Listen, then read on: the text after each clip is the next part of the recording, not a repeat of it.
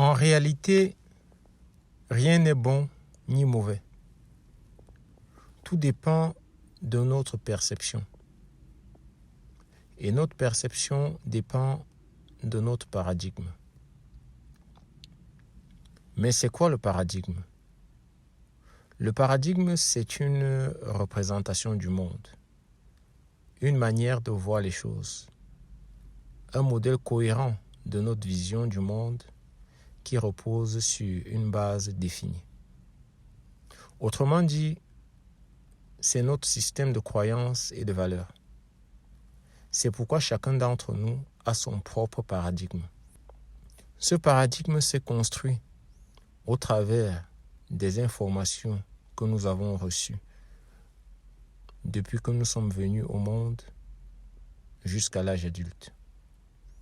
De nos parents, notre famille, notre environnement, nos professeurs, notre pays de naissance ou alors le pays dans lequel nous vivons, nos amis et les médias dans une certaine mesure. Ce qui est étrange dans tout ça, c'est que nous n'avons pas toujours choisi ces informations. Dans la plupart des cas, elles nous ont été imposées. Ce que nous aimons, ce que nous détestons, ce que nous appelons réussite, succès, notre définition du bonheur, nos centres d'intérêt. Bien souvent, ce que nous faisons au quotidien est une reproduction ou une imitation de ce que nos proches font autour de nous. C'est au travers de ce paradigme que j'appelle boîte à outils que nous vivons notre vie. Notre paradigme, à bien des égards, peut constituer un frein pour ce que nous souhaitons entreprendre, comme un accélérateur pour ce que nous souhaitons réaliser. Parce que parfois, on veut atteindre un objectif, mais nous n'avons pas les informations qui nous permettent d'atteindre ce résultat dans notre boîte à outils. Mauvais paradigme. A contrario, il y a des choses que nous faisons très bien ou des secteurs dans lesquels nous excellons.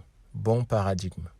La plupart d'entre nous avons appris par mimétisme les informations sur le succès, le bonheur, l'amour, la réussite et la vie en général auprès des personnes qui n'avaient pas toujours réussi dans ces domaines. Pourtant, pour vivre notre version de la réussite, il nous faut reprogrammer notre paradigme ou alors l'ajuster, l'affiner avec de nouvelles informations en suivant des mentors, des personnes qui nous inspirent et qui ont réussi dans les domaines que nous souhaitons évoluer ou réussir.